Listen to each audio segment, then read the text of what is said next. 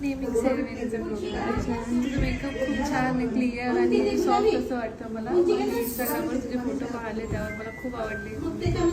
Satisfaction आहे. खूप छान, खूप सॉफ्ट आणि असं फटफट नाही केलं, खूप छान केलं. खूपच छान, खूप छान. फिनिशिंग पण एकदम छान आली आहे. सगळं खूप छान. तुझ्या रूपाची भावी